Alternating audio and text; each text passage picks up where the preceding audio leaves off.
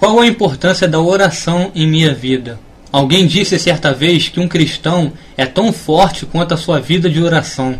E existe uma grande dose de verdade nisto, porque oração é simplesmente sua comunicação direta com Deus. Quando você lê a Bíblia, Deus fala com você, e quando você ora, você fala com Deus. Seu relacionamento pessoal com o Senhor Jesus Cristo não pode crescer sem comunicação apropriada. Jesus Cristo levava tão a sério isto que, mesmo sendo o Filho unigênito de Deus, sempre procurava encontrar um tempo para falar com o Pai através da oração. Qual é o propósito da oração? Não é para fazer com Deus haja de acordo com você ou alterar os pensamentos dele, é para que você seja adequado à vontade dele. Uma vida de oração apropriada resulta em paz para o coração e para a mente, como em Filipenses 4, do 6 ao 7. Não estejais inquietos por coisa alguma, antes as vossas petições sejam em tudo conhecidas diante de Deus pela oração e súplica, com ação de graças, e a paz de Deus, que excede todo o entendimento, guardará os vossos corações e os vossos sentimentos em Cristo Jesus. Fazer com que você se aproxime mais de Deus e assim provar que Ele pode cuidar de cada necessidade sua. Deus está ativo em cada detalhe da sua vida e Ele sabe exatamente o que você precisa antes mesmo de você pedir, como em Mateus 6, 8. Não vos assemelheis, pois, a eles, porque o vosso Pai sabe o que vos é necessário antes de vós lhe pedirdes.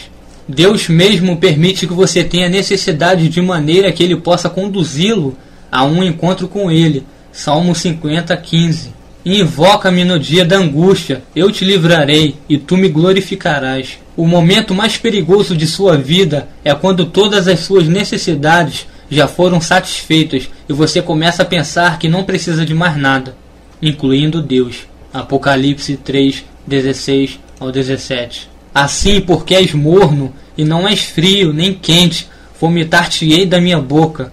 Como dizes, rico sou, estou enriquecido e de nada tenho falta, e não sabes que és um desgraçado e miserável e pobre e cego e nu.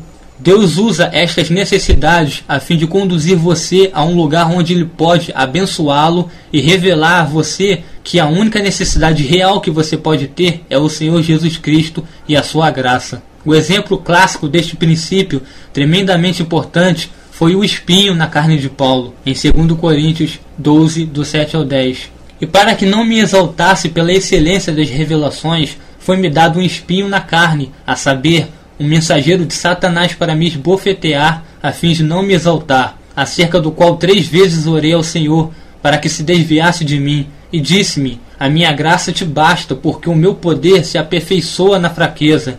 De boa vontade, pois, me gloriarei nas minhas fraquezas, para que em mim habite o poder de Cristo. Por isso sinto prazer nas fraquezas, nas injúrias, nas necessidades, nas perseguições, nas angústias por amor de Cristo, porque quando estou fraco, então sou forte. É por causa disto que é absolutamente essencial que sejamos agradecidos por todas as coisas, incluindo especialmente suas necessidades e momentos difíceis da sua vida, como em 1 Tessalonicenses 5,18. Em tudo dai graças, porque esta é a vontade de Deus em Cristo Jesus para convosco. Esta é a razão também pelo que é absolutamente necessário que você desenvolva uma atitude de oração, onde sua primeira reação diante de qualquer momento de dificuldade é buscar a presença de Deus em oração. 1 Tessalonicenses 5,17. Orai sem cessar. Como eu devo orar? Primeiro, Romanos 8, 26 ao 27, que diz assim: E da mesma maneira também o Espírito ajuda as nossas fraquezas, porque não sabemos o que havemos de pedir como convém, mas o Espírito intercede por nós com gemidos inexprimíveis. E aquele que examina os corações sabe qual é a intenção do Espírito, e é ele que, segundo Deus, intercede pelos santos. Esse versículo nos faz entender de maneira bastante clara que nem sempre nós saberemos como ou sobre o que orar.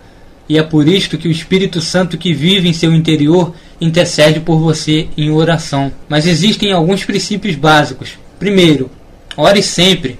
Faça da oração o seu modo de vida. Segundo, não fique repetindo as mesmas palavras indefinidamente. Mateus 6:7. Mas tu, quando orares, entra no teu aposento e, fechando a tua porta, ora teu pai que está em secreto, e teu pai que vê em secreto te recompensará publicamente. E orando, não useis de vãs repetições, como os gentios que pensam que por muito falarem serão ouvidos. Fale com o Senhor como a um amigo, porque Ele é seu amigo, como em João 15, do 13 ao 14. Ninguém tem maior amor do que este, de dar alguém a sua vida pelos seus amigos.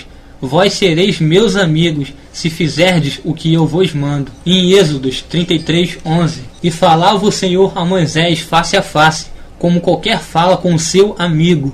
Depois tornava-se ao arraial, mas o seu servidor, o jovem Josué, filho de Num, nunca se apartava do meio da tenda. E em Provérbios 18:24. O homem de muitos amigos deve mostrar-se amigável, mas há um amigo mais chegado do que um irmão. Compreenda que você tem acesso direto a Deus pessoalmente. Você não precisa de nenhum outro homem para conversar com Deus. 1 Timóteo 2:5. Porque há um só Deus e um só mediador entre Deus e os homens, Jesus Cristo, o homem. E em Efésios 2:18. Porque por ele ambos temos acesso ao Pai em um mesmo Espírito. Tenha sempre a certeza de manter os princípios básicos de seu relacionamento com o Senhor Jesus Cristo. Existem algumas coisas que podem interferir na sua vida de oração. Primeiro, pecados não confessados. Isaías 59, do 1 ao 2. Eis que a mão do Senhor não está encolhida, para que não possa salvar, nem agravado o seu ouvido, para não poder ouvir, mas as vossas iniquidades fazem separação entre vós e o vosso Deus, e os vossos pecados encobrem o seu rosto de vós, para que não vos ouça. E em Salmo 66:18. Se eu atender à iniquidade no meu coração, o Senhor não me ouvirá. Segundo, um espírito rancoroso, que tem dificuldade de perdoar.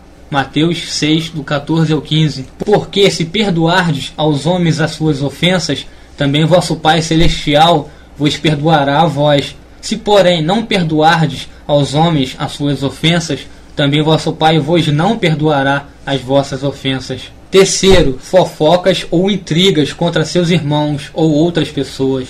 1 Pedro 3:7. Igualmente vós, maridos, coabitai com elas com entendimento, dando honra à mulher, como vaso mais fraco, como sendo vós os seus cordeiros da graça da vida, para que não sejam impedidas as vossas orações. Quarto, pedindo de maneira egoísta ou com motivos errados. Tiago 4:3. Pedis e não recebeis, porque pedis mal, para o gastardes em vossos deleites. E em Provérbios 21:13. O que segue a justiça e a beneficência achará a vida, a justiça e a honra. Quinto, insensibilidade à palavra de Deus. Provérbios 28:9. O que desvia os seus ouvidos de ouvir a lei, até a sua oração será abominável. Existem 4 tipos básicos de oração. Súplicas, pedidos específicos. Filipenses 4:6 nos diz: sejam os vossos pedidos conhecidos diante de Deus. Muitas orações são desperdiçadas por serem genéricas demais. Por exemplo, Deus me dá uma bênção.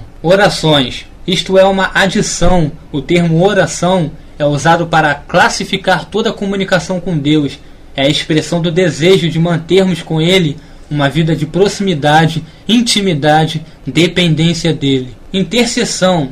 Oração por outras pessoas. Isto é importante porque mantém sua motivação pura e tira nossos olhos egoístas de nós mesmos. Ação de graças. O Salmo 100:4 deixa-nos entender que a maneira de entrarmos na presença de Deus é através do louvor e ação de graças. Faça uma lista com todos os seus motivos de oração, a fim de poder recordar-se deles. Isto será bom para dar consistência à sua vida de oração. Questões básicas.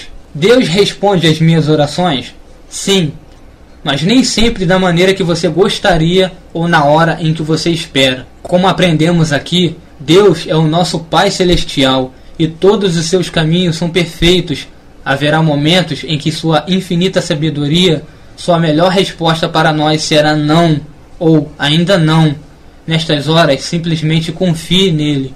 É realmente importante orar pelas outras pessoas? Primeiro, Paulo orava pelas outras pessoas continuamente, em Romanos 1:9, porque Deus, a quem sirvo em meu espírito, no Evangelho de seu Filho, me é testemunha de como incessantemente faço menção de vós.